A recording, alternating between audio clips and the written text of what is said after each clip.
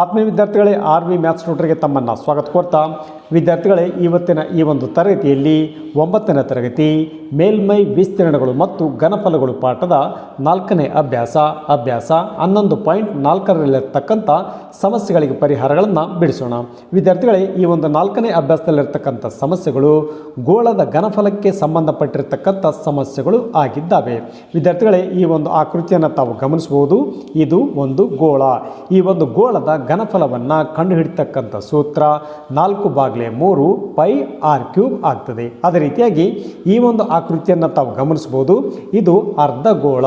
ವಿದ್ಯಾರ್ಥಿಗಳೇ, ಅರ್ಧಗೋಳದ ಘನಫಲವನ್ನು ಕಂಡುಹಿಡಿತಕ್ಕಂಥ ಸೂತ್ರ 2/3 pi R cube. ಬನ್ನಿ ವಿದ್ಯಾರ್ಥಿಗಳೇ, ಈ ಒಂದು ಗೋಳದ ಘನಫಲಕ್ಕೆ ಸಂಬಂಧಪಟ್ಟಿರ್ತಕ್ಕಂಥ ಸೂತ್ರಗಳ ಆಧಾರದ ಮೇಲಿರ್ತಕ್ಕಂಥ 4ನೇ ಅಭ್ಯಾಸ 11.4ರಲ್ಲಿರ್ತಕ್ಕಂಥ ಸಮಸ್ಯೆಗಳಿಗೆ ಪರಿಹಾರಗಳನ್ನು ಬಿಡಿಸೋಣ.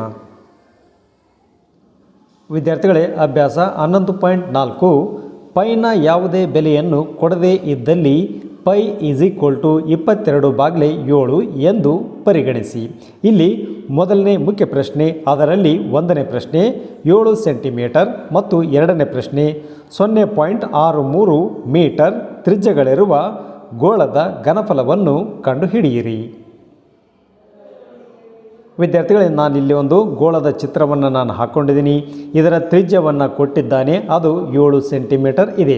ಈ 7 ಸೆಂಟಿಮೀಟರ್ ಹೊಂದಿರತಕ್ಕಂಥ ಈ ಒಂದು ಗೋಳದ ಘನಫಲವನ್ನು ನಾವೀಗ ಕಂಡು ಹಿಡಿಬೇಕಾಗಿದೆ. ಆದ್ದರಿಂದ ಗೋಳದ ಘನಫಲ ಈಸ್ ಈಕ್ವಲ್ ಟು ಗೋಳದ ಘನಫಲವನ್ನು ಕಂಡುಹಿಡಿತಕ್ಕಂಥ ಸೂತ್ರ 4/3 ಪೈ ಆರ್ ಕ್ಯೂಬ್. ಈ ಒಂದು ಸೂತ್ರದಲ್ಲಿ ತ್ರಿಜ್ಯದ ಬೆಲೆಯನ್ನು ನಾವು ಆದೇಶ ಮಾಡೋಣ. ದಿಸ್ ಈಕ್ವಲ್ ಟು 4/3 ಹಾಗೆ ನಾನು ಬರ್ಕೊಂಡಿದ್ದೀನಿ, ಗುಂಡ್ಲೆ ಪೈದ ಬೆಲೆ 22/7 ಆದೇಶ ಮಾಡಿದ್ದೀನಿ, ಗುಂಡ್ಲೆ ಆರ್ ಕ್ಯೂಬ್ ಇದೆ. ವಿದ್ಯಾರ್ಥಿಗಳೇ, 6 ಇದೆ. ಇಲ್ಲಿ 6 ಅಂತಕ್ಕಂಥದ್ದು ತ್ರಿಜ್ಯ ಅಂತಕ್ಕಂಥದ್ದು 7 ಇದೆ. ಆದ್ದರಿಂದ ಘಾತ ಸೂಚಿ 3 ಇರೋದರಿಂದ ನಾನು 7 × 7 × 7 3 ಸಾರಿ ನಾನು ಗುಣಿಸಿದ್ದೀನಿ. ದಿಸ್ ಈಕ್ವಲ್ ಟು ವಿದ್ಯಾರ್ಥಿಗಳೇ, ಈ ಅಂಶದಲ್ಲಿರ್ತಕ್ಕಂಥ ಬೆಲೆಗಳನ್ನು ನಾನು ಗುಣಿಸ್ತಾ ಇದ್ದೀನಿ. 22 × 4 ಅಂದರೆ ಅದು 88 ಆಗ್ತದೆ. ವಿದ್ಯಾರ್ಥಿಗಳೇ, ಬಾಗ್ಲೆ 3 ಹಾಗೆ ನಾನು ಬರ್ಕೊಂಡಿದ್ದೀನಿ, ಗುಂಡ್ಲೆ 7 × 1 7 7 × 7 ಕ್ಯಾನ್ಸಲ್ ಆಗ್ತದೆ. ಈ 7 × 7 7 7 49 ಆಗ್ತದೆ. ಇಲ್ಲಿ 49 × 88 ಅಂದರೆ ಅದು 4312 ಆಗ್ತದೆ. ಬಾಗ್ಲೆ 3 ನಾನು ಬರ್ಕೊಂಡಿದ್ದೀನಿ. ಇಲ್ಲಿ 4312ಕ್ಕೆ 3ರಿಂದ ನಾವು ಭಾಗಿಸಿದರೆ ನಮಗೆ 1437.33 ಘನ ಸೆಂಟಿಮೀಟರ್ ನಮಗೆ ಉತ್ತರ ಸಿಗ್ತದೆ. ಆದ್ದರಿಂದ ತ್ರಿಜ್ಯ 7 ಸೆಂಟಿಮೀಟರ್ ಇರ್ತಕ್ಕಂಥ ಈ ಒಂದು ಗೋಳದ ಘನಫಲ 1437.33 ಘನ ಸೆಂಟಿಮೀಟರ್ ಅಥವಾ ಸೆಂಟಿಮೀಟರ್ ಕ್ಯೂಬ್ ಅಂತ ತಾವು ಉತ್ತರವನ್ನು ಬರಿತೀರಾ. ಅದೇ ರೀತಿಯಾಗಿ 2ನೇ ಪ್ರಶ್ನೆ ವಿದ್ಯಾರ್ಥಿಗಳೇ, ಇಲ್ಲಿ ತ್ರಿಜ್ಯವನ್ನು ಕೊಟ್ಟಿದ್ದಾನೆ 0.63 ಮೀಟರ್ ಇದೆ. ಈ ಒಂದು ಗೋಳದ ಘನಫಲವನ್ನು ನಾವು ಕಂಡು ಹಿಡಿಬೇಕಾಗಿದೆ. ಗೋಳದ ಘನಫಲ ಈಸ್ ಈಕ್ವಲ್ ಟು ಗೋಳದ ಘನಫಲವನ್ನು ಕಂಡುಹಿಡಿತಕ್ಕಂಥ ಸೂತ್ರ 4/3 ಪೈ ಆರ್ ಕ್ಯೂಬ್. ಇಲ್ಲಿ ನಾವು ತ್ರಿಜ್ಯದ ಬೆಲೆಯನ್ನು ನಾವು ಆದೇಶ ಮಾಡೋಣ. 4/3 ಹಾಗೆ ನಾನು ಬರ್ಕೊಂಡಿದ್ದೀನಿ, ಗುಂಡ್ಲೆ ಪೈದ ಬೆಲೆ 22/7 ಆದೇಶ ಮಾಡಿದ್ದೀನಿ, ಗುಂಡ್ಲೆ ಆರ್ ಕ್ಯೂಬ್ ಇದೆ. ವಿದ್ಯಾರ್ಥಿಗಳೇ, ತ್ರಿಜ್ಯ ಎಷ್ಟಿದೆ? 0.63 ಇದೆ. ಇಲ್ಲಿ ಘನ ಇರೋದರಿಂದ ನಾನು 3 ಸಾರಿ ನಾನು ಗುಣಿಸಿದ್ದೀನಿ. ವಿದ್ಯಾರ್ಥಿಗಳೇ, 0.63 ಗುಂಡ್ಲೆ 0.63 ಗುಂಡ್ಲೆ 0.63 ದಿಸ್ ಈಕ್ವಲ್ ಟು ಇಲ್ಲಿ ವಿದ್ಯಾರ್ಥಿಗಳೇ ಅಂಶದಲ್ಲಿರ್ತಕ್ಕಂಥ ಬೆಲೆಗಳನ್ನು ನಾನು ಗುಣಿಸ್ತಾ ಇದ್ದೀನಿ. 22 × 4 ಅಂದರೆ 88 ಆಗ್ತದೆ. ಇಲ್ಲಿ ಬಾಗಿಲೆ 7 ಇದೆ, 7 ಹಾಗೆ ನಾನು ಬರ್ಕೊಂಡಿದ್ದೀನಿ, ಗುಂಡ್ಲೆ ಈ 3 ಛೇದದಲ್ಲಿದೆ. ವಿದ್ಯಾರ್ಥಿಗಳೇ, ನಾವು 0.63ಕ್ಕೆ ನಾವು ಭಾಗಿಸೋಣ. ಇಲ್ಲಿ ಏನಾಗ್ತದೆ? 0.63ಕ್ಕೆ ನಾವು ಭಾಗಿಸಿದರೆ 3 × 1 3 0.21 3 2 6 3 1 3 ಅಂದರೆ 3 0.21 ಅದೇನಾಗ್ತದೆ? 0.63 ಆಗ್ತದೆ. ಆದ್ದರಿಂದ ಗುಂಡ್ಲೆ ಇಲ್ಲಿ 2 ಬೆಲೆಗಳು ದಶಮಾಂಶದಲ್ಲಿರ್ತಕ್ಕಂಥ ಈ 2 ಬೆಲೆಗಳನ್ನು ನಾವು ಗುಣಿಸಿದರೆ 0.63 ಗುಂಡ್ಲೆ 0.63 ನಾವು ಗುಣಿಸಿದರೆ ನಮಗೆ 0.3969 ನಮಗೆ ಉತ್ತರ ಸಿಗ್ತದೆ. ಅದೇ ರೀತಿಯಾಗಿ ದಿಸ್ ಈಕ್ವಲ್ ಟು ವಿದ್ಯಾರ್ಥಿಗಳು ಈ 88 ಹಾಗೆ ನಾನು ಬರ್ಕೊಂಡಿದ್ದೀನಿ. ಇಲ್ಲಿ 0.21ಕ್ಕೆ ನಾನು 7ರಿಂದ ನಾನು ಭಾಗಿಸ್ತಾ ಇದ್ದೀನಿ. ಆದ್ದರಿಂದ 0 ಹಾಗೆ ನಾನು ಕೊಟ್ಕೊಂಡಿದ್ದೀನಿ. ಇಲ್ಲಿ 2 ಏನಾಗ್ತದೆ 7ಕ್ಕಿಂತ ಚಿಕ್ಕದಾಗಿರೋದ್ರಿಂದ ನಾನು ಇನ್ನೊಂದು 0 ಕೊಟ್ಟರೆ ಅದೇನಾಗ್ತದೆ 21 ಆಗ್ತದೆ. 7 1 7, 7 3 21 ಆಗ್ತದೆ. ಅಂದರೆ 0.03ರಿಂದ ಇದೇನಾಗ್ತದೆ ಭಾಗ ಆಗ್ತದೆ. ಗುಂಡ್ಲೆ ಈ ಒಂದು ಬೆಲೆಯನ್ನು ನಾನು ಬರ್ಕೊಂಡಿದ್ದೀನಿ. ದಿಸ್ ಈಕ್ವಲ್ ಟು 88 ಹಾಗೆ ನಾನು ಬರ್ಕೊಂಡಿದ್ದೀನಿ. ಇಲ್ಲಿ 0.03 ಗುಂಡ್ಲೆ 0.3969 ನಾವು ಈ ಎರಡು ಬೆಲೆಗಳನ್ನು ನಾವು ಗುಣಿಸಿದರೆ ನಮಗೆ 0.11907 ನಮಗೆ ಸಿಗ್ತದೆ. ಈ ಒಂದು 0.11907 88ಕ್ಕೆ ನಾವು ಗುಣಿಸಿದರೆ ನಮಗೆ 1.04716 ಘನ ಮೀಟರ್ ನಮಗೆ ಉತ್ತರ ಸಿಗ್ತದೆ. ಆದ್ದರಿಂದ ವಿದ್ಯಾರ್ಥಿಗಳೇ ಇಲ್ಲಿ ತ್ರಿಜ್ಯ 0.63 ಮೀಟರ್ ಇರ್ತಕ್ಕಂಥ ಈ ಒಂದು ಗೋಳದ ಘನಫಲ 1.04786 ಘನ ಮೀಟರ್ ಅಥವಾ ಮೀಟರ್ ಕ್ಯೂಬ್ ಅಂತ ತಾವು ಉತ್ತರವನ್ನು ಬರೀತೀರಾ. ಅದೇ ರೀತಿಯಾಗಿ ಎರಡನೇ ಮುಖ್ಯ ಪ್ರಶ್ನೆ, ಈ ಕೆಳಗಿನಂತೆ ವ್ಯಾಸವನ್ನು ಹೊಂದಿರುವ ಘನ ಗೋಳಾಕಾರದ ಚೆಂಡು ಸ್ಥಳಾಂತರಿಸುವ ನೀರಿನ ಪ್ರಮಾಣವನ್ನು ಕಂಡುಹಿಡಿಯಿರಿ. ಇಲ್ಲಿ 2 ವ್ಯಾಸಗಳನ್ನು ಕೊಟ್ಟಿದ್ದಾನೆ. ಇಲ್ಲಿ ಮೊದಲನೇ ಪ್ರಶ್ನೆ 28 ಸೆಂಟಿಮೀಟರ್, ಎರಡನೇ ಪ್ರಶ್ನೆ 0.21 ಮೀಟರ್. ವಿದ್ಯಾರ್ಥಿಗಳೇ ಈ ಒಂದು ಘನ ಗೋಳಾಕಾರದ ಚೆಂಡನ್ನು ತಾವು ಗಮನಿಸ್ಬೋದು. ಇದರ ಒಂದು ವ್ಯಾಸವನ್ನು ಕೊಟ್ಟಿದ್ದಾನೆ, ಡಯಾಮೀಟರ್ ಅದು 28 ಸೆಂಟಿಮೀಟರ್ ಇದೆ. ಇದರ ತ್ರಿಜ್ಯ ಎಷ್ಟಾಗ್ತದೆ? ವ್ಯಾಸದ ಅರ್ಧದಷ್ಟು ತ್ರಿಜ್ಯ ಆಗ್ತದೆ, ಅದು 14 ಸೆಂಟಿಮೀಟರ್ ಆಗ್ತದೆ. ವಿದ್ಯಾರ್ಥಿಗಳೇ ಈ ಒಂದು ಘನ ಗೋಳಾಕಾರದ ಚೆಂಡನ್ನು ನಾವು ನೀರು ತುಂಬಿರ್ತಕ್ಕಂಥ ಒಂದು ಬಕೆಟ್ನಲ್ಲಿ ಅಥವಾ ಒಂದು ಟಬ್ನಲ್ಲಿ ನಾವು ಇದನ್ನು ಹಾಕಿದಾಗ ಆ ಒಂದು ಬಕೆಟು ಅಥವಾ ಆ ಒಂದು ಟಬ್ನಿಂದ ಹೊರಚೆಲ್ತಕ್ಕಂಥ ನೀರಿನ ಪ್ರಮಾಣವನ್ನು ನಾವು ಕಂಡು ಹಿಡಿಯಬೇಕಾಗಿದೆ. ವಿದ್ಯಾರ್ಥಿಗಳೇ ಅಲ್ಲಿ ಹೊರಚೆಲ್ತಕ್ಕಂಥ ನೀರಿನ ಪ್ರಮಾಣ ಅದೇನಾಗಿರ್ತದೆ? ಈ ಒಂದು ಘನ ಗೋಳಾಕಾರದ ಚೆಂಡಿನ ಘನಫಲಕ್ಕೆ ಏನಾಗಿರ್ತದೆ? ಸಮ ಇರ್ತದೆ ವಿದ್ಯಾರ್ಥಿಗಳೇ. ಆದ್ದರಿಂದ ಘನ ಗೋಳಾಕಾರದ ಚೆಂಡು ಸ್ಥಳಾಂತರಿಸುವ ನೀರಿನ ಪ್ರಮಾಣ ಈಸ್ ಈಕ್ವಲ್ ಟು ಗೋಳದ ಘನಫಲವನ್ನು ಕಂಡುಹಿಡಿತಕ್ಕಂಥ ಸೂತ್ರವನ್ನು ನಾನಿಲ್ಲಿ ಬಳಸ್ಕೊಳ್ತಾ ಇದ್ದೀನಿ. 4/3 ಪೈ ಆರ್ ಕ್ಯೂಬ್. ಈ ಒಂದು ಸೂತ್ರದಲ್ಲಿ ನಾವು ಈ ಒಂದು ತ್ರಿಜ್ಯದ ಬೆಲೆಯನ್ನು ನಾವು ಆದೇಶ ಮಾಡೋಣ. 4/3 ಗುಂಡ್ಲೆ ಪೈದ ಬೆಲೆ 22/7 ಆದೇಶ ಮಾಡಿದ್ದೀನಿ. ಗುಂಡ್ಲೆ ತ್ರಿಜ್ಯದ ಘನ ಇದೆ ವಿದ್ಯಾರ್ಥಿಗಳೇ. ಎಷ್ಟಿದೆ ತ್ರಿಜ್ಯ? 14 ಸೆಂಟಿಮೀಟರ್ ಇದೆ. ಘನ ಇರೋದರಿಂದ ನಾನು 14 ಗುಂಡ್ಲೆ 14 ಅಂತ ನಾನು 3 ಸಾರಿ ಬರ್ಕೊಂಡಿದ್ದೀನಿ. ದಿಸ್ ಈಕ್ವಲ್ ಟು ಇಲ್ಲಿ ಅಂಶದಲ್ಲಿರ್ತಕ್ಕಂಥ ಬೆಲೆಗಳನ್ನು ನಾನು ಗುಣಿಸ್ತಾ ಇದ್ದೀನಿ. 22 ಗುಂಡ್ಲೆ 4 ಅಂದರೆ ಅದು 88 ಆಗ್ತದೆ. /3 ನಾನು ಬರ್ಕೊಂಡಿದ್ದೀನಿ. ಗುಂಡ್ಲೆ 7 1 7, 7 2 14 ಆಗ್ತದೆ. ಆದ್ದರಿಂದ 2 ನಾನು ಬರ್ಕೊಂಡಿದ್ದೀನಿ. ಗುಂಡ್ಲೆ ಇಲ್ಲಿ 14 ಗುಂಡ್ಲೆ 14 ಅಂದರೆ 196 ಆಗ್ತದೆ. ದಿಸ್ ಈಕ್ವಲ್ ಟು ವಿದ್ಯಾರ್ಥಿಗಳೇ ಇಲ್ಲಿ ಇರ್ತಕ್ಕಂಥ ಅಂಶದಲ್ಲಿರ್ತಕ್ಕಂಥ ಈ 3 ಬೆಲೆಗಳನ್ನು ನಾವು ನೋಡಿದರೆ 88 ಗುಂಡ್ಲೆ 2 ಗುಂಡ್ಲೆ 196 ಈ 3 ಬೆಲೆಗಳನ್ನು ನಾವು ಗುಣಿಸಿದರೆ ನಮಗೆ 34,496 ನಮಗೆ ಸಿಗ್ತದೆ. /3 ಇದೆ. ಇಲ್ಲಿ 34,496 3ರಿಂದ ನಾವು ಭಾಗಿಸಿದರೆ ನಮಗೆ 11,498.66 ಘನ ಸೆಂಟಿಮೀಟರ್ ನಮಗೆ ಉತ್ತರ ಸಿಗ್ತದೆ ವಿದ್ಯಾರ್ಥಿಗಳೇ. ಆದ್ದರಿಂದ ಘನ ಗೋಳಾಕಾರದ ಚೆಂಡು ಸ್ಥಳಾಂತರಿಸುವ ನೀರಿನ ಪ್ರಮಾಣ 11,498.66 ಘನ ಸೆಂಟಿಮೀಟರ್ ಅಥವಾ ಸೆಂಟಿಮೀಟರ್ ಕ್ಯೂಬ್ ಅಂತ ತಾವು ಉತ್ತರವನ್ನು ಬರಿತೀರಾ. ಅದೇ ರೀತಿಯಾಗಿ ಎರಡನೇ ಪ್ರಶ್ನೆಗೆ ನಾವು ಉತ್ತರಿಸೋಣ. ಈ ಒಂದು ಘನ ಗೋಳಾಕಾರದ ಚೆಂಡನ್ನು ತಾವು ಗಮನಿಸ್ಬೋದು. ಇದರ ಒಂದು ವ್ಯಾಸವನ್ನು ಕೊಟ್ಟಿದ್ದಾನೆ, ಡಯಾಮೀಟರ್ ಅದು 0.21 ಮೀಟರ್ ಇದೆ. ಈ ಒಂದು ವ್ಯಾಸದ ಅರ್ಧದಷ್ಟು ತ್ರಿಜ್ಯ ಇರ್ತದೆ ವಿದ್ಯಾರ್ಥಿಗಳೇ. ಆದ್ದರಿಂದ R = 0.21/2 ಮೀಟರ್ ಅಂತ ನಾನು ಬರ್ಕೊಂಡಿದ್ದೀನಿ. ಆದ್ದರಿಂದ ಘನ ಗೋಳಾಕಾರದ ಚೆಂಡು ಸ್ಥಳಾಂತರಿಸುವ ನೀರಿನ ಪ್ರಮಾಣ, ಈ ಒಂದು ಘನ ಗೋಳಾಕಾರದ ಚೆಂಡನ್ನು ನಾವು ನೀರು ತುಂಬಿರ್ತಕ್ಕಂಥ ಒಂದು ಬಕೆಟು ಅಥವಾ ಟಬ್ಬಿನಲ್ಲಿ ನಾವು ಹಾಕಿದಾಗ ಅದರಿಂದ ಹೊರಚೆಲ್ಲತಕ್ಕಂಥ ನೀರಿನ ಪ್ರಮಾಣ ಅದು ಈ ಒಂದು ಘನ ಗೋಳಾಕಾರದ ಚೆಂಡಿನ ಘನಫಲಕ್ಕೆ ಏನಾಗಿರ್ತದೆ? ಸಮನಾಗಿರುತ್ತದೆ ವಿದ್ಯಾರ್ಥಿಗಳೇ. ಆದ್ದರಿಂದ ಘನ ಗೋಳಾಕಾರದ ಚೆಂಡು ಸ್ಥಳಾಂತರಿಸುವ ನೀರಿನ ಪ್ರಮಾಣ ಇಲ್ಲಿ ಗೋಳದ ಘನಫಲವನ್ನು ಕಂಡುಹಿಡಿತಕ್ಕಂಥ ಸೂತ್ರ 4/3 ಪೈ ಆರ್ ಕ್ಯೂಬನ್ನು ನಾನು ಬರ್ಕೊಂಡಿದ್ದೀನಿ. ಇಲ್ಲಿ ಬೆಲೆಗಳನ್ನು ನಾವು ಆದೇಶ ಮಾಡೋಣ. ದಿಸ್ ಈಕ್ವಲ್ ಟು 4/3 ಹಾಗೆ ನಾನು ಬರ್ಕೊಂಡಿದ್ದೀನಿ. ಪೈದ ಬೆಲೆ 22/7 ಬರ್ಕೊಂಡಿದ್ದೀನಿ. ಗುಂಡ್ಲೆ ಆರ್ ಕ್ಯೂಬ್ ತ್ರಿಜ್ಯ ಎಷ್ಟಿದೆ? 0.21/2 ಇದೆ. ಘನ ಇರೋದರಿಂದ ನಾನು 3 ಸಾರಿ ಗುಣಿಸಿದ್ದೀನಿ ವಿದ್ಯಾರ್ಥಿಗಳೇ. ಆದ್ದರಿಂದ 0.21/2 ಗುಂಡ್ಲೆ 0.21/2 ಗುಂಡ್ಲೆ 0.21/2 ದಿಸ್ ಈಕ್ವಲ್ ಟು ವಿದ್ಯಾರ್ಥಿಗಳೇ ಇಲ್ಲಿ ನಾವು ಬೆಲೆಗಳನ್ನು ತಾವು ಗಮನಿಸಿದರೆ ಇಲ್ಲಿ 2 ಛೇದದಲ್ಲಿದೆ 2 1 2 2 11 22 ಆಗ್ತದೆ. ಆದ್ದರಿಂದ 11 ನಾನು ಬರ್ಕೊಂಡಿದ್ದೀನಿ. ಗುಂಡ್ಲೆ ವಿದ್ಯಾರ್ಥಿಗಳೇ ಈ ಒಂದು 2 ಛೇದದಲ್ಲಿದೆ 2 1 2 2 4 ಆಗ್ತದೆ. ಆದ್ದರಿಂದ 2 ಉಳಿತದೆ.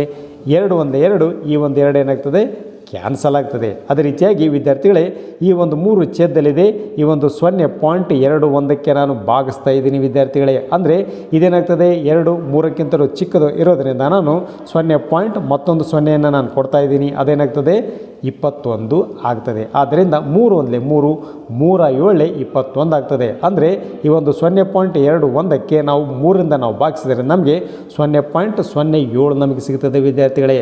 ಗುಂಡ್ಲೆ ಈ ಒಂದು 0.21ಕ್ಕೆ ನಾನು 7ರಿಂದ ನಾನು ಭಾಗಿಸ್ತಾ ಇದ್ದೀನಿ ವಿದ್ಯಾರ್ಥಿಗಳೇ. ಆದ್ದರಿಂದ ಒಂದು ಬಿಂದುವನ್ನು ಹಾಗೆ ನಾನು ಕೊಟ್ಟಿದ್ದೀನಿ. ಈ ಒಂದು 2 7ಕ್ಕಿಂತಲೂ ಚಿಕ್ಕದು ಇರೋದರಿಂದ ನಾನು ಇನ್ನೊಂದು 0ಯನ್ನು ನಾನು ಕೊಟ್ಟರೆ ಅದೇನಾಗ್ತದೆ 21 ಆಗ್ತದೆ. ಆದ್ದರಿಂದ 7 1 7 7 3 21 ಆಗ್ತದೆ. ಅಂದರೆ ಈ ಒಂದು 0.21ಕ್ಕೆ 7ರಿಂದ ನಾವು ಭಾಗಿಸಿದರೆ ನಮಗೆ 0.03 ನಮಗೆ ಸಿಗುತ್ತದೆ. ಗುಂಡ್ಲೆ ಈ ಒಂದು 0.21ನ್ನು ಹಾಗೆ ನಾನು ಬರ್ಕೊಂಡಿದ್ದೀನಿ. ದಿಸ್ ಈಕ್ವಲ್ ಟು ಈ ಒಂದು 11ನ್ನು ಹಾಗೆ ನಾನು ಬರ್ಕೊಂಡಿದ್ದೀನಿ. ಗುಂಡ್ಲೆ 0.07ನ್ನು ಹಾಗೆ ನಾನು ಬರ್ಕೊಂಡಿದ್ದೀನಿ. ಗುಂಡ್ಲೆ ಈ 2 ದಶಮಾಂಶ ಬೆಲೆಗಳನ್ನು ನಾವು ಗುಣಿಸಿದರೆ 0.03 ಗುಂಡ್ಲೆ 0.21ನ್ನು ನಾವು ಗುಣಿಸಿದರೆ ನಮಗೆ 0.0063 ನಮಗೆ ಸಿಗ್ತದೆ. ಈ ಒಂದು 0.0063ನ್ನು 0.07ಕ್ಕೆ ನಾವು ಗುಣಿಸಿದರೆ ನಮಗೆ 0.000441 ನಮಗೆ ಸಿಗುತ್ತದೆ. ಆದ್ದರಿಂದ ಈ ಒಂದು ಬೆಲೆಯನ್ನು ನಾವು 11ಕ್ಕೆ ನಾವು ಗುಣಿಸಿದರೆ ನಮಗೆ 0.004851 ಘನ ಮೀಟರ್ ನಮಗೆ ಉತ್ತರ ಸಿಗ್ತದೆ ವಿದ್ಯಾರ್ಥಿಗಳೇ. ಆದ್ದರಿಂದ ಡೈಮೀಟರ್ ವ್ಯಾಸ 0.21 ಮೀಟರ್ ಇರ್ತಕ್ಕಂಥ ಈ ಒಂದು ಘನ ಗೋಳಾಕಾರದ ಚೆಂಡು ಸ್ಥಳಾಂತರಿಸುವ ನೀರಿನ ಪ್ರಮಾಣ 0.004851 ಘನ ಮೀಟರ್ ಅಥವಾ ಮೀಟರ್ ಕ್ಯೂಬ್ ಅಂತ ತಾವು ಉತ್ತರವನ್ನು ಬರಿತೀರಾ. ಅಭ್ಯಾಸದಲ್ಲಿರುವ 3ನೇ ಪ್ರಶ್ನೆ, ಒಂದು ಲೋಹದ ಚೆಂಡಿನ ವ್ಯಾಸವು 4.2 ಸೆಂಟಿಮೀಟರ್ ಇದೆ. ಲೋಹದ ಸಾಂದ್ರತೆಯು 8.9 ಗ್ರಾಂ ಪ್ರತಿ ಸೆಂಟಿಮೀಟರ್ ಕ್ಯೂಬ್ಗೆ. ಆದರೆ ಚೆಂಡಿನ ದ್ರವ್ಯರಾಶಿಯನ್ನು ಕಂಡುಹಿಡಿಯಿರಿ. ವಿದ್ಯಾರ್ಥಿಗಳೇ ಈ ಒಂದು ಲೋಹದ ಚೆಂಡಿನ ದ್ರವ್ಯರಾಶಿಯನ್ನು ನಾವು ಕಂಡುಹಿಡಿಯಬೇಕಾಗಿದೆ ವಿದ್ಯಾರ್ಥಿಗಳೇ ಈ ಒಂದು ಲೋಹದ ಚೆಂಡಿನ ಸಾಂದ್ರತೆಯನ್ನು ಕೊಟ್ಟಿದ್ದಾನೆ. ಅದು 8.9 ಗ್ರಾಂ ಪ್ರತಿ ಘನ ಸೆಂಟಿಮೀಟರ್ಗೆ ಕೊಟ್ಟಿದ್ದಾನೆ. ಅದೇ ರೀತಿಯಾಗಿ ಈ ಒಂದು ಲೋಹದ ಚೆಂಡಿನ ವ್ಯಾಸ ಕೂಡ ಕೊಟ್ಟಿದ್ದಾನೆ. ಅದು 4.2 ಸೆಂಟಿಮೀಟರ್ ಇದೆ. ವ್ಯಾಸದ ಅರ್ಧದಷ್ಟು ಏನಿರ್ತದೆ ತ್ರಿಜ್ಯ ಇರ್ತದೆ. ಆದ್ದರಿಂದ R = 4.2 / 2. ಇಲ್ಲಿ 4.2 / 2 ಅಂದರೆ 2ರಿಂದ ನಾವು ಭಾಗಿಸಿದರೆ ನಮಗೆ 2.1 ಸೆಂಟಿಮೀಟರ್ ನಮಗೆ ತ್ರಿಜ್ಯ ಈ ಒಂದು ಲೋಹದ ಚೆಂಡಿನ ತ್ರಿಜ್ಯ ನಮಗೆ ಸಿಗುತ್ತದೆ. ವಿದ್ಯಾರ್ಥಿಗಳೇ ನಾವೀಗ ಈ ಒಂದು ಲೋಹದ ಚೆಂಡಿನ ಘನಫಲವನ್ನು ಕಂಡುಹಿಡಿಯೋಣ. ತದನಂತರ ಈ ಒಂದು ಘನಫಲವನ್ನು ಸಾಂದ್ರತೆಗೆ ನಾವು ಗುಣಿಸಿದಾಗ ನಮಗೇನಾಗ್ತದೆ ಈ ಒಂದು ಲೋಹದ ಚೆಂಡಿನ ದ್ರವ್ಯರಾಶಿ ನಮಗೆ ಸಿಗುತ್ತದೆ. ಆದ್ದರಿಂದ ಲೋಹದ ಚೆಂಡಿನ ಘನಫಲ ಇಲ್ಲಿ ಗೋಳದ ಘನಫಲವನ್ನು ಕಂಡುಹಿಡಿತಕ್ಕಂಥ ಸೂತ್ರ 4/3 πr³. ಇಲ್ಲಿ ಬೆಲೆಗಳನ್ನು ನಾವು ಆದೇಶ ಮಾಡೋಣ. 4/3 ಹಾಗೆ ನಾನು ಬರ್ಕೊಂಡಿದ್ದೀನಿ. ಗುಂಡ್ಲೆ ಪೈದ ಬೆಲೆ 22/7 ಗುಂಡ್ಲೆ r³ ತ್ರಿಜ್ಯ ಎಷ್ಟಿದೆ 2.1 ಇದೆ. ಘನ ಇರೋದರಿಂದ ನಾನು 2.1 ಗುಂಡ್ಲೆ 2.1 ಗುಂಡ್ಲೆ 2.1 3 ಸಾರಿ ನಾನು ಗುಣಿಸಿದ್ದೀನಿ. ದಿಸ್ ಈಕ್ವಲ್ ಟು ಇಲ್ಲಿ ಅಂಶದಲ್ಲಿರ್ತಕ್ಕಂಥ ಬೆಲೆಗಳನ್ನು ನಾನು ಗುಣಿಸ್ತಾ ಇದ್ದೀನಿ. 22 ಗುಂಡ್ಲೆ 4 ಅಂದರೆ ಅದು 88 ಆಗ್ತದೆ. ಗುಂಡ್ಲೆ ವಿದ್ಯಾರ್ಥಿಗಳೇ ಈ ಒಂದು 2.1ಕ್ಕೆ ನಾನು 3ರಿಂದ ನಾನು ಭಾಗಿಸ್ತಾ ಇದ್ದೀನಿ. ಇದು 2.1 3ಕ್ಕಿಂತಲೂ ಚಿಕ್ಕದು ಇರೋದರಿಂದ ನಾನು ಬಿಂದು ಕೊಡ್ತಾ ಇದ್ದೀನಿ. ಇದೇನಾಗ್ತದೆ 21 ಆಗ್ತದೆ. 0. ಇಲ್ಲಿ 3 1 3 3 7 21 ಆಗ್ತದೆ. ಅಂದರೆ 0.7 ನಮಗೆ ಸಿಗುತ್ತದೆ. ಗುಂಡ್ಲೆ ಈ ಒಂದು 2.1ನ್ನು ನಾನು 7ರಿಂದ ನಾನು ಭಾಗಿಸ್ತಾ ಇದ್ದೀನಿ. ಈ 2.1 7ಕ್ಕಿಂತಲೂ ಚಿಕ್ಕದು ಇರೋದರಿಂದ ನಾನು ಬಿಂದು ಕೊಡ್ತಾ ಇದ್ದೀನಿ. ಇದೇನಾಗ್ತದೆ 21 ಆಗ್ತದೆ. 7 1 7 7 3 21 ಅಂದರೆ 0.3 ನಮಗೆ ಉತ್ತರ ಸಿಗುತ್ತದೆ. ಗುಂಡ್ಲೆ ಈ ಒಂದು 2.1 ಹಾಗೆ ನಾನು ಬರ್ಕೊಂಡಿದ್ದೀನಿ. ದಿಸ್ ಈಕ್ವಲ್ ಟು 88ಕ್ಕೆ 88 ಗುಂಡ್ಲೆ 0.7 ಹಾಗೆ ನಾನು ಬರ್ಕೊಂಡಿದ್ದೀನಿ. ಈ 2 ಬೆಲೆಗಳನ್ನು ನಾವು ಗುಣಿಸಿದರೆ 0.3 ಗುಂಡ್ಲೆ 2.1 ನಾವು ಗುಣಿಸಿದರೆ ನಮಗೆ 0.63 ನಮಗೆ ಸಿಗುತ್ತದೆ. ಈ ಒಂದು 0.63ನ್ನು 0.7ಕ್ಕೆ ನಾವು ಗುಣಿಸಿದರೆ ನಮಗೆ 0.441 ನಮಗೆ ಸಿಗುತ್ತದೆ. ಈ ಒಂದು 0.441ನ್ನು 78ಕ್ಕೆ ನಾವು ಗುಣಿಸಿದರೆ ನಮಗೆ 38.808 ಘನ ಸೆಂಟಿಮೀಟರ್ ಉತ್ತರ ಸಿಗುತ್ತದೆ. ಆದ್ದರಿಂದ ಈ ಒಂದು ಲೋಹದ ಚೆಂಡಿನ ಘನಫಲ ನಮಗೆ 38.808 ಘನ ಸೆಂಟಿಮೀಟರ್ ಸಿಕ್ಕಿದೆ. ಈ ಒಂದು ಲೋಹದ ಚೆಂಡಿನ ದ್ರವ್ಯರಾಶಿಯನ್ನು ನಾವು ಕಂಡುಹಿಡಿಯೋಣ ವಿದ್ಯಾರ್ಥಿಗಳೇ. ಆದ್ದರಿಂದ ಲೋಹದ ಚೆಂಡಿನ ದ್ರವ್ಯರಾಶಿ ಇಲ್ಲಿ ಸಾಂದ್ರತೆ ಮತ್ತು ಘನಫಲಕ್ಕೆ ನಾವು ಗುಣಿಸಿದಾಗ ನಮಗೆ ಈ ಒಂದು ಲೋಹದ ಚೆಂಡಿನ ದ್ರವ್ಯರಾಶಿ ನಮಗೆ ಸಿಗುತ್ತದೆ. ಇಲ್ಲಿ ಸಾಂದ್ರತೆ ದತ್ತದಲ್ಲಿ ಕೊಟ್ಟಿದ್ದಾನೆ, ಪ್ರಶ್ನೆಯಲ್ಲಿ ಕೊಟ್ಟಿದ್ದಾನೆ, ಅದು 8.9 ಗ್ರಾಮ್ ಪ್ರತಿ ಘನ ಸೆಂಟಿಮೀಟರ್ಗೆ ಅಂತ ಕೊಟ್ಟಿದ್ದಾನೆ ವಿದ್ಯಾರ್ಥಿಗಳೇ. ಆದ್ದರಿಂದ 8.9 ನಾನು ಬರ್ಕೊಂಡಿದ್ದೀನಿ. ಗುಂಡ್ಲೆ ಘನಫಲವನ್ನು ನಾವು ಈಗ ತಾನೇ ಕಂಡುಹಿಡ್ಕೊಂಡಿದ್ದೀವಿ 38.808. ಈ ಎರಡು ಬೆಲೆಗಳನ್ನು ನಾವು ಗುಣಿಸಿದರೆ ನಮಗೆ 345.391 ಗ್ರಾಮ್ ಪ್ರತಿ ಸೆಂಟಿಮೀಟರ್ ಕ್ಯೂಬ್ಗೆ ನಮಗೆ ಸಿಗುತ್ತದೆ ವಿದ್ಯಾರ್ಥಿಗಳೇ. ಆದ್ದರಿಂದ ಈ ಒಂದು ಲೋಹದ ಚೆಂಡಿನ ದ್ರವ್ಯರಾಶಿ 345.391 ಗ್ರಾಮ್ ಪ್ರತಿ ಘನ ಸೆಂಟಿಮೀಟ್ರಿಗೆ ಅಂತ ತಾವು ಉತ್ತರವನ್ನು ಬರಿತೀರಾ. ಅದೇ ರೀತಿಯಾಗಿ 4ನೇ ಪ್ರಶ್ನೆ, ಚಂದ್ರನ ವ್ಯಾಸವು ಸರಿಸುಮಾರಾಗಿ ಭೂಮಿಯ ವ್ಯಾಸದ 1/4 ಸಮನಾಗಿದೆ. ಚಂದ್ರನ ಗಾತ್ರವು ಭೂಮಿಯ ಗಾತ್ರದ ಎಷ್ಟರ ಭಾಗಕ್ಕೆ ಸಮನಾಗಿರುತ್ತದೆ? ವಿದ್ಯಾರ್ಥಿಗಳೇ, ಭೂಮಿಯ ಗೋಳಾಕಾರದ ಚಿತ್ರವನ್ನು ನಾನು ಹಾಕ್ಕೊಂಡಿದ್ದೀನಿ. ಇದರ ಒಂದು ವ್ಯಾಸ ಡಿ ಆಗಿದೆ. ಅದೇ ರೀತಿಯಾಗಿ ಈ ಒಂದು ಚಂದ್ರನ ಗೋಳಾಕಾರದ ಚಿತ್ರವನ್ನು ನಾನಿಲ್ಲಿ ಹಾಕ್ಕೊಂಡಿದ್ದೀನಿ. ಇದರ ಒಂದು ವ್ಯಾಸ ಏನಾಗ್ತದೆ? D/4 ಆಗ್ತದೆ. ಯಾಕಂದರೆ ಭೂಮಿಯ ವ್ಯಾಸದ 1/4 ಭಾಗದಷ್ಟು ಈ ಒಂದು ಚಂದ್ರನ ವ್ಯಾಸ ಇರ್ತದೆ ಅಂತ ದತ್ತದಲ್ಲಿ ಪ್ರಶ್ನೆಯಲ್ಲಿ ಕೊಟ್ಟಿದ್ದಾನೆ. ಅದೇ ರೀತಿಯಾಗಿ ಭೂಮಿಯ ವ್ಯಾಸ D ಮಾನಗಳು ಆಗಿರಲಿ, ಡಯಾಮೀಟರ್ ವ್ಯಾಸ D ಮಾನಗಳು ಆಗಿರಲಿ ಅಂತ ನಾನು ಬರ್ಕೊಂಡಿದ್ದೀನಿ. ಅದೇ ರೀತಿಯಾಗಿ ಭೂಮಿಯ ತ್ರಿಜ್ಯ ಎಷ್ಟಾಗ್ತದೆ? ಈ ಒಂದು ವ್ಯಾಸದ ಅರ್ಧದಷ್ಟು ಏನಾಗ್ತದೆ? ತ್ರಿಜ್ಯ ಆಗ್ತದೆ. ಆದ್ದರಿಂದ D/2 ಮಾನಗಳು. ಇದನ್ನು ನಾನು R1 ಅಂತ ನಾನು ಬರ್ಕೊಂಡಿದ್ದೀನಿ. ತ್ರಿಜ್ಯ 1 ಯಾವುದು? ಭೂಮಿಯ ತ್ರಿಜ್ಯ R1 ಅಂತ ನಾನು ಬರ್ಕೊಂಡಿದ್ದೀನಿ. ಅದೇ ರೀತಿಯಾಗಿ ಚಂದ್ರನ ವ್ಯಾಸ ಎಷ್ಟಿದೆ ವಿದ್ಯಾರ್ಥಿಗಳೇ? D/4 ಮಾನಗಳು ಇದೆ. ಯಾಕಂದರೆ ಭೂಮಿಯ ವ್ಯಾಸದ 1/4 ಭಾಗ ಚಂದ್ರನ ವ್ಯಾಸ ಇದೆ ಅಂತ ದತ್ತದಲ್ಲಿ ಪ್ರಶ್ನೆಯಲ್ಲಿ ಕೊಟ್ಟಿದ್ದಾನೆ. ಆದ್ದರಿಂದ D/4 ಮಾನಗಳು ಅಂತ ನಾನು ಬರ್ಕೊಂಡಿದ್ದೀನಿ. ಅದೇ ರೀತಿಯಾಗಿ ಚಂದ್ರನ ತ್ರಿಜ್ಯ ಎಷ್ಟಾಗ್ತದೆ? ಈ ಒಂದು ವ್ಯಾಸದ ಅರ್ಧದಷ್ಟು ಏನಾಗ್ತದೆ? ತ್ರಿಜ್ಯ ಆಗ್ತದೆ. ಆದ್ದರಿಂದ D/4ಕ್ಕೆ 2ರಿಂದ ನಾವು ಭಾಗಿಸಿದ್ರೆ ಅದೆಷ್ಟಾಗ್ತದೆ? D/8 ಮಾನಗಳು ಆಗ್ತದೆ ವಿದ್ಯಾರ್ಥಿಗಳೇ. ಆದ್ದರಿಂದ ಚಂದ್ರನ ತ್ರಿಜ್ಯ D/8 ಮಾನಗಳಾಗ್ತದೆ. ಇದನ್ನು ನಾನು R2 ಅಂತ ನಾನು ಬರ್ಕೊಂಡಿದ್ದೀನಿ. ತ್ರಿಜ್ಯ 2 ಅಂತ ನಾನು ಬರ್ಕೊಂಡಿದ್ದೀನಿ ಚಂದ್ರನ ತ್ರಿಜ್ಯ. ಈಗ ನಾವೇನು ಮಾಡೋಣ ವಿದ್ಯಾರ್ಥಿಗಳೇ? ಭೂಮಿಯ ಗಾತ್ರ ಮತ್ತು ಚಂದ್ರನ ಗಾತ್ರಗಳಿಗೆ ನಾವು ಹೋಲಿಕೆ ಮಾಡೋಣ. ಇಲ್ಲಿ ಚಂದ್ರನ ಘನಫಲವನ್ನು ನಾನು ಅಂಶದಲ್ಲಿ ನಾನು ಬರ್ಕೊಂಡಿದ್ದೀನಿ. ಭೂಮಿಯ ಘನಫಲವನ್ನು ನಾನು ಛೇದದಲ್ಲಿ ನಾನು ಬರ್ಕೊಂಡಿದ್ದೀನಿ. ದಿಸ್ ಈಕ್ವಲ್ ಟು ಇಲ್ಲಿ ಗೋಳದ ಘನಫಲವನ್ನು ಕಂಡುಹಿಡಿತಕ್ಕಂಥ ಸೂತ್ರವನ್ನು ನಾನು ಬಳಸ್ಕೊಳ್ತಾ ಇದ್ದೀನಿ. 4/3 πr3. ಇಲ್ಲಿ ಚಂದ್ರನ ತ್ರಿಜ್ಯ ಎಷ್ಟಿದೆ ವಿದ್ಯಾರ್ಥಿಗಳೇ? ಅದು R2 ಇದೆ. ಆದ್ದರಿಂದ R2³ ಅನ್ನು ನಾನು ಅಂಶದಲ್ಲೇ ನಾನು ಬರ್ಕೊಂಡಿದ್ದೀನಿ. ಅದೇ ರೀತಿಯಾಗಿ ಭೂಮಿಯ ಘನಫಲ, ಇಲ್ಲಿ ಗೋಳದ ಘನಫಲವನ್ನು ಕಂಡುಹಿಡಿತಕ್ಕಂಥ ಸೂತ್ರ 4/3 πr3. ಇಲ್ಲಿ ಭೂಮಿಯ ತ್ರಿಜ್ಯ ಎಷ್ಟಿದೆ? R1 ಇದೆ. ಆದ್ದರಿಂದ R1³ ಅನ್ನು ನಾನು ಬರ್ಕೊಂಡಿದ್ದೀನಿ. ವಿದ್ಯಾರ್ಥಿಗಳೇ, ಅಂಶದಲ್ಲಿ 4/3, ಛೇದದಲ್ಲಿ 4/3 ಕ್ಯಾನ್ಸಲ್ ಆಗ್ತದೆ. ಅಂಶದಲ್ಲಿ ಪೈ, ಛೇದದಲ್ಲಿ ಪೈ ಕ್ಯಾನ್ಸಲ್ ಆಗ್ತದೆ. ನಮಗೇನು ಉಳಿತದೆ?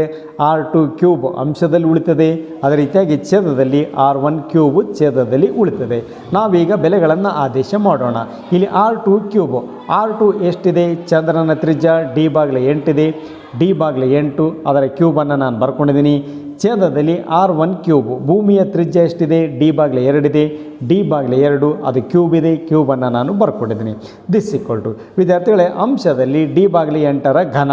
ಇಲ್ಲಿ ವಿದ್ಯಾರ್ಥಿಗಳೇ ಡಿದ ಘನವನ್ನು ನಾನು ಹಾಗೆ ನಾನು ಬರ್ಕೊಂಡಿದ್ದೀನಿ, D3.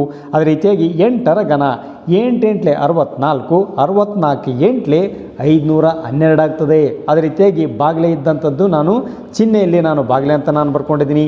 ಅದೇ ರೀತಿಯಾಗಿ ಛೇದದಲ್ಲಿ ಡಿದ ಘನವನ್ನು ನಾನು ಬರ್ಕೊಂಡಿದ್ದೀನಿ, D3. ಅದೇ ರೀತಿಯಾಗಿ 2ರ ಘನ 2 2 4, 4 2 8 ಆಗ್ತದೆ.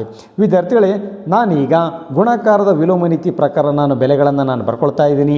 ಇಲ್ಲಿ ಡಿ ಕ್ಯೂಬ್ ಬಾಗಿಲೆ 512 ಹಾಗೆ ನಾನು ಬರ್ಕೊಂಡಿದ್ದೀನಿ. ಈ ಭಾಗಾಕಾರ ಚಿಹ್ನೆ ಇದೆ, ಇದನ್ನು ನಾನು ಗುಣಾಕಾರ ಮಾಡ್ತಾ ಇದ್ದೀನಿ. ಈ ಒಂದು ಭಿನ್ನ ರಾಶಿಯಲ್ಲಿರ್ತಕ್ಕಂಥ ಬೆಲೆಗಳನ್ನು ಅಂಶ ಇದ್ದದ್ದು ಛೇದ ಇದ್ದದ್ದು ಅಂಶವನ್ನಾಗಿ ನಾನು ಬರ್ಕೊಳ್ತಾ ಇದ್ದೀನಿ. 8 ಛೇದದಲ್ಲಿದೆ, ಇದು ಅಂಶದಲ್ಲಿ ನಾನು ಬರ್ಕೊಂಡಿದ್ದೀನಿ. ಇಲ್ಲಿ ಡಿ ಕ್ಯೂಬು ಅಂಶದಲ್ಲಿದೆ, ಇದನ್ನು ನಾನು ಛೇದದಲ್ಲಿ ಬರ್ಕೊಂಡಿದ್ದೀನಿ ಗುಣಾಕಾರದ ವಿಲೋಮ ನೀತಿ ಪ್ರಕಾರ. ಆದ್ದರಿಂದ ವಿದ್ಯಾರ್ಥಿಗಳೇ, ಅಂಶದಲ್ಲಿ ಡಿ ಕ್ಯೂಬ್, ಛೇದದಲ್ಲಿ ಡಿ ಕ್ಯೂಬ್ ಏನಾಗ್ತದೆ, ಕ್ಯಾನ್ಸಲ್ ಆಗ್ತದೆ. ಅದೇ ರೀತಿಯಾಗಿ 8 1 8, 8 64 512 ಆಗ್ತದೆ. ನಮಗೆ 1:64 ನಮಗೆ ಸಿಗುತ್ತದೆ ವಿದ್ಯಾರ್ಥಿಗಳೇ. ಅಂದರೆ ಭೂಮಿಯ ಗಾತ್ರಕ್ಕೂ ಮತ್ತು ಚಂದ್ರನ ಗಾತ್ರಕ್ಕಿರ್ತಕ್ಕಂಥ ಅನುಪಾತ. ಇಲ್ಲಿ ಭೂಮಿಯ ಗಾತ್ರವನ್ನು ನಾವು 64 ಭಾಗಗಳನ್ನಾಗಿ ಮಾಡಿದಾಗ ಅದರಲ್ಲಿ ಒಂದು ಭಾಗ ಮಾತ್ರ ಚಂದ್ರನ ಘನಫಲ ಇರುತ್ತದೆ ವಿದ್ಯಾರ್ಥಿಗಳೇ. ಒಂದು ಭಾಗಕ್ಕೆ ಚಂದ್ರನ ಘನಫಲ ಸಮನಾಗಿ ಇರ್ತದೆ. ಆದ್ದರಿಂದ ಭೂಮಿಯ ಗಾತ್ರಕ್ಕೂ ಮತ್ತು ಚಂದ್ರನ ಗಾತ್ರಕ್ಕಿರ್ತಕ್ಕಂಥ ಅನುಪಾತ 1:64 ಅಂತ ತಾವು ಉತ್ತರವನ್ನು ಬರಿತೀರಾ. ವಿದ್ಯಾರ್ಥಿಗಳೇ, ಅಭ್ಯಾಸದಲ್ಲಿರ್ತಕ್ಕಂಥ 5ನೇ ಸಮಸ್ಯೆ. ಒಂದು ಅರ್ಧಗೋಳಾಕಾರದ ಪಾತ್ರೆಯ ವ್ಯಾಸವು 10.5 ಸೆಂಟಿಮೀಟರ್ ಆದರೆ ಅದು ಎಷ್ಟು ಲೀಟರ್ ಹಾಲನ್ನು ಹಿಡಿಯುತ್ತದೆ? ವಿದ್ಯಾರ್ಥಿಗಳೇ, ನಾನಿಲ್ಲಿ ಅರ್ಧಗೋಳಾಕಾರದ ಪಾತ್ರೆಯ ಚಿತ್ರವನ್ನು ನಾನಿಲ್ಲಿ ಹಾಕ್ಕೊಂಡಿದ್ದೀನಿ. ಈ ಒಂದು ಅರ್ಧಗೋಳಾಕಾರದ ಪಾತ್ರೆಯಲ್ಲಿರ್ತಕ್ಕಂಥ ಹಾಲಿನ ಪ್ರಮಾಣವನ್ನು ನಾವು ಲೀಟರ್ಗಳಲ್ಲಿ ನಾವು ಹೇಳಬೇಕಾಗಿದೆ. ನಾವಿಲ್ಲಿ ಮೊದಲೇದಾಗಿ ಈ ಒಂದು ಅರ್ಧಗೋಳಾಕಾರದ ಪಾತ್ರೆಯಲ್ಲಿರ್ತಕ್ಕಂಥ ಹಾಲಿನ ಘನಫಲವನ್ನು ನಾವು ಕಂಡುಹಿಡಿಯೋಣ. ತದನಂತರ ಆ ಒಂದು ಘನಫಲವನ್ನು ನಾವು ಲೀಟರ್ಗಳಲ್ಲಿ ನಾವು ವ್ಯಕ್ತಪಡಿಸೋಣ. ಈ ಒಂದು ಅರ್ಧಗೋಳಾಕಾರದ ಪಾತ್ರೆಯ ವ್ಯಾಸವನ್ನು ಕೊಟ್ಟಿದ್ದಾನೆ ವಿದ್ಯಾರ್ಥಿಗಳೇ. ಡಯಾಮೀಟರ್ ಡಿ ಅದು 10.5 ಸೆಂಟಿಮೀಟರ್ ಇದೆ. ಇದರ ತ್ರಿಜ್ಯ ಎಷ್ಟಾಗ್ತದೆ? ವ್ಯಾಸದ ಅರ್ಧದಷ್ಟು ತ್ರಿಜ್ಯ ಆಗ್ತದೆ. ಆದ್ದರಿಂದ ಆರ್ ರೇಡಿಯಸ್ ತ್ರಿಜ್ಯ ಈಸ್ ಈಕ್ವಲ್ ಟು 10.5 ಬಾಗಿಲೆ 2. ಈ ಒಂದು 10.5ಕ್ಕೆ ನಾವು 2ರಿಂದ ನಾವು ಭಾಗಿಸಿದರೆ ನಮಗೆ 5.25 ಸೆಂಟಿಮೀಟರ್ ನಮಗೆ ಸಿಗ್ತದೆ. ಆದ್ದರಿಂದ ಈ ಒಂದು ಅರ್ಧಗೋಳಾಕಾರದ ಪಾತ್ರೆಯ ತ್ರಿಜ್ಯ 5.25 ಸೆಂಟಿಮೀಟರ್ ಸಿಕ್ಕಿದೆ. ನಾವಿಲ್ಲಿ ಮೊದಲೇದಾಗಿ ಅರ್ಧಗೋಳಾಕಾರದ ಪಾತ್ರೆಯ ಘನಫಲವನ್ನು ನಾವು ಕಂಡು ಹಿಡಿಯೋಣ. ವಿದ್ಯಾರ್ಥಿಗಳೇ, ಅರ್ಧಗೋಳಾಕಾರದ ಪಾತ್ರೆಯ ಘನಾಕೃತಿಯ ಘನಫಲವನ್ನು ಕಂಡುಹಿಡಿತಕ್ಕಂಥ ಸೂತ್ರ 2/3 ಪೈ ಆರ್ ಕ್ಯೂಬ್ ಆಗ್ತದೆ ವಿದ್ಯಾರ್ಥಿಗಳೇ. ನಾವಿಲ್ಲಿ ತ್ರಿಜ್ಯದ ಬೆಲೆಯನ್ನು ನಾವು ಆದೇಶ ಮಾಡೋಣ. 2/3 ಹಾಗೆ ನಾನು ಬರ್ಕೊಂಡಿದ್ದೀನಿ. ಗುಂಡ್ಲೆ ಪೈದ ಬೆಲೆ 22/7 ಆದೇಶ ಮಾಡಿದ್ದೀನಿ. ಗುಂಡ್ಲೆ ಆರ್ ಕ್ಯೂಬ್ ತ್ರಿಜ್ಯದ ಘನ ಎಷ್ಟಿದೆ? ತ್ರಿಜ್ಯ 5.25 ಇದೆ. ಆದ್ದರಿಂದ ಘನ ಇರೋದರಿಂದ ನಾನು 5.25 ಗುಂಡ್ಲೆ 5.25 ಗುಂಡ್ಲೆ 5.25 ನಾನು 3 ಸಾರಿ ನಾನು ಗುಣಿಸಿದ್ದೀನಿ. ದಿಸ್ ಈಕ್ವಲ್ ಟು ವಿದ್ಯಾರ್ಥಿಗಳೇ, ಇಲ್ಲಿ ಅಂಶದಲ್ಲಿರ್ತಕ್ಕಂಥ ಬೆಲೆಗಳನ್ನು ನಾನು ಗುಣಿಸ್ತಾ ಇದ್ದೀನಿ. 22 ಗುಂಡ್ಲೆ 2 ಅಂದರೆ 44 ಆಗ್ತದೆ. ಗುಂಡ್ಲೆ ವಿದ್ಯಾರ್ಥಿಗಳೇ, ಇಲ್ಲಿ ನಾನು 5.25ಕ್ಕೆ ನಾನು 7ರಿಂದ ನಾನು ಭಾಗಿಸ್ತಾ ಇದ್ದೀನಿ ವಿದ್ಯಾರ್ಥಿಗಳೇ. 5.25ಕ್ಕೆ ನಾನು 7ರಿಂದ ನಾನು ಭಾಗಿಸ್ತಾ ಇದ್ದೀನಿ. ಈ 5.25 7ಕ್ಕಿಂತಲೂ ಚಿಕ್ಕದು ಇರೋದರಿಂದ ನಾನು ಬಿಂದುವನ್ನು ಕೊಡ್ತಾ ಇದ್ದೀನಿ. ಇದೇನಾಗ್ತದೆ? 52 ಆಗ್ತದೆ. ಆದ್ದರಿಂದ 7 1 7 7 7 49 ಆಗ್ತದೆ ವಿದ್ಯಾರ್ಥಿಗಳೇ. ಇನ್ನೆಷ್ಟು ಉಳಿತದೆ? 3 ಉಳಿತದೆ, 35 ಆಗ್ತದೆ. 7 5 35 ಆಗ್ತದೆ. ಆದ್ದರಿಂದ 5.25ಕ್ಕೆ 7ರಿಂದ ನಾವು ಭಾಗಿಸಿದರೆ ನಮಗೆ 0.75 ನಮಗೆ ಸಿಗ್ತದೆ. ಗುಂಡ್ಲೆ ಈ ಒಂದು 5.25ಕ್ಕೆ ನಾನು 3ರಿಂದ ನಾನು ಭಾಗಿಸ್ತಾ ಇದ್ದೀನಿ ವಿದ್ಯಾರ್ಥಿಗಳೇ. 3 ಛೇದದಲ್ಲಿದೆ. 3 1 3 3 1 3 ಆಗ್ತದೆ. ಇನ್ನೆಷ್ಟು ಉಳಿತದೆ? 2 ಉಳಿತದೆ. ನಾನು ಬಿಂದುವನ್ನು ಕೊಡ್ತಾ ಇದ್ದೀನಿ. 22 ಆಗ್ತದೆ. ಆದ್ದರಿಂದ ನಾನು 3 7 21 ಆಗ್ತದೆ ವಿದ್ಯಾರ್ಥಿಗಳೇ. ಇನ್ನು 1 ಉಳಿತದೆ, 15 ಆಗ್ತದೆ. 3 5 15 ಆಗ್ತದೆ. 5.25ಕ್ಕೆ ನಾವು 3ರಿಂದ ನಾವು ಭಾಗಿಸಿದರೆ ನಮಗೆ 1.75 ನಮಗೆ ಉತ್ತರ ಸಿಗ್ತದೆ. ಗುಂಡ್ಲೆ ಈ ಒಂದು 5.25 ಹಾಗೆ ನಾನು ಹಚ್ಕೊಂಡಿದ್ದೀನಿ. ದಿಸ್ ಈಕ್ವಲ್ ಟು ವಿದ್ಯಾರ್ಥಿಗಳೇ, ಈ 44ಕ್ಕೆ 0.75ರಿಂದ ನಾವು ಗುಣಿಸಿದರೆ ನಮಗೆ 33 ಸಿಗುತ್ತದೆ. ಗುಂಡ್ಲೆ 1.75ಕ್ಕೆ ನಾವು 5.25ರಿಂದ ನಾವು ಗುಣಿಸಿದರೆ ನಮಗೆ 9.1875 ನಮಗೆ ಸಿಗ್ತದೆ. ಇಲ್ಲಿ 33ಅನ್ನು ನಾವು 9.1875ರಿಂದ ನಾವು ಗುಣಿಸಿದರೆ ನಮಗೆ 303.1875 ಘನ ಸೆಂಟಿಮೀಟರ್ ನಮಗೆ ಉತ್ತರ ಸಿಗುತ್ತದೆ ವಿದ್ಯಾರ್ಥಿಗಳೇ. ಆದ್ದರಿಂದ ಈ ಒಂದು ಅರ್ಧಗೋಳಾಕಾರದ ಪಾತ್ರೆಯ ಘನಫಲ ಎಷ್ಟು ಸಿಗ್ತದೆ? 303 ಪಾಯಿಂಟ್ ನಾನು 19 ನಾನು ಬರ್ಕೊಂಡಿದ್ದೀನಿ. ಯಾಕಂದರೆ ಮೂರನೇ ಸ್ಥಾನದಲ್ಲಿರ್ತಕ್ಕಂಥ ಮೂರನೇ ದಶಮಾಂಶ ಸ್ಥಾನದಲ್ಲಿರ್ತಕ್ಕಂಥ ಬೆಲೆ 5 ಅಥವಾ 5ಕ್ಕಿಂತಲೂ ಹೆಚ್ಚಿದೆ, ಅಂದರೆ 7 ಇದೆ. ಆದ್ದರಿಂದ ಎರಡನೇ ದಶಮಾಂಶ ಸ್ಥಾನದಲ್ಲಿರ್ತಕ್ಕಂಥ ಬೆಲೆಯನ್ನು ನಾನು 1 ಹೆಚ್ಚು ಮಾಡ್ತಾ ಇದ್ದೀನಿ. ಆದ್ದರಿಂದ 1 8 ಇದೆ, ನಾನು 19 ಅಂತ ನಾನು ಬರ್ಕೊಳ್ತಾ ಇದ್ದೀನಿ. ಆದ್ದರಿಂದ 303.19 ಘನ ಸೆಂಟಿಮೀಟರ್ ನಮಗೆ ಈ ಒಂದು ಅರ್ಧ ಗೋಳಾಕಾರದ ಪಾತ್ರೆಯ ಘನಫಲ ನಮಗೆ ಸಿಕ್ಕಿದೆ. ಆದ್ದರಿಂದ ಪಾತ್ರೆಯು ಹಿಡಿಯುವ ಹಾಲು ಲೀಟರ್ಗಳಲ್ಲಿ ನಾವು ಕಂಡು ಹಿಡಿಯೋಣ. ಆದ್ದರಿಂದ ದಿಸ್ ಈಕ್ವಲ್ ಟು ವಿದ್ಯಾರ್ಥಿಗಳೇ 1000ದಿಂದ ನಾನು ಈ ಒಂದು ಘನಫಲವನ್ನು ನಾನು ಭಾಗಿಸ್ತಾ ಇದ್ದೀನಿ. ಯಾಕಂದರೆ 1000 ಘನ ಸೆಂಟಿಮೀಟರ್ ಅಂದರೆ ಅದು 1 ಲೀಟ್ರಿಗೆ ಏನಾಗ್ತದೆ ಸಮ ಆಗ್ತದೆ ವಿದ್ಯಾರ್ಥಿಗಳೇ. ಆದ್ದರಿಂದ ಬಂದಿರತಕ್ಕಂಥ ಘನಫಲ ಎಷ್ಟಿದೆ? 303.19 ನಾನು 1000ದಿಂದ ನಾನು ಭಾಗಿಸ್ತಾ ಇದ್ದೀನಿ. ಇದೇನಾಗ್ತದೆ ಘನಫಲ ಲೀಟರ್ಗಳಲ್ಲಿ ವ್ಯಕ್ತ ಆಗ್ತದೆ. ಆದ್ದರಿಂದ ಈ ಒಂದು 303.19 1000ದಿಂದ ನಾವು ಭಾಗಿಸಿದರೆ ನಮಗೆ 0.3031 ಲೀಟರ್ ನಮಗೆ ಸಿಗುತ್ತದೆ ವಿದ್ಯಾರ್ಥಿಗಳೇ. ಆದ್ದರಿಂದ ಈ ಒಂದು ಅರ್ಧ ಗೋಳಾಕಾರದ ಪಾತ್ರೆಯಲ್ಲಿರ್ತಕ್ಕಂಥ ಹಾಲಿನ ಪ್ರಮಾಣ ಅದು ಲೀಟರ್ಗಳಲ್ಲಿ ಎಷ್ಟಿದೆ ಅಂದರೆ 0.3031 ಲೀಟರ್ ಅಂತ ತಾವು ಉತ್ತರವನ್ನು ಬರಿತೀರಾ. ವಿದ್ಯಾರ್ಥಿಗಳೇ, ಈ ವಿಡಿಯೋ ಇಷ್ಟ ಆಗಿದ್ದರೆ ಒಂದು ಲೈಕ್ ಮಾಡಿ, ಹಾಗೆ ತಮ್ಮ ಫ್ರೆಂಡ್ಸ್ಗೂ ಕೂಡ ಈ ವಿಡಿಯೋನ ಶೇರ್ ಮಾಡಿ. ತಾವೇನಾದರೂ ಹೊಸಬರಾಗಿದ್ದರೆ ನಮ್ಮ ಚಾನಲನ್ನು ಸಬ್ಸ್ಕ್ರೈಬ್ ಮಾಡ್ಕೊಳ್ಳಿ. ಪಕ್ಕದಲ್ಲಿರುವ ಬೆಲ್ ಬಟನ್ ಒತ್ತಿ ಆಲ್ ಆಪ್ಷನನ್ನು ಸೆಲೆಕ್ಟ್ ಮಾಡಿ. ಮುಂದಿನ ವಿಡಿಯೋದಲ್ಲಿ ಇದೇ ಅಭ್ಯಾಸದಲ್ಲಿರುವ ಉಳಿದಿರುವ ಸಮಸ್ಯೆಗಳಿಗೆ ಪರಿಹಾರಗಳನ್ನು ಬಿಡಿಸೋಣ.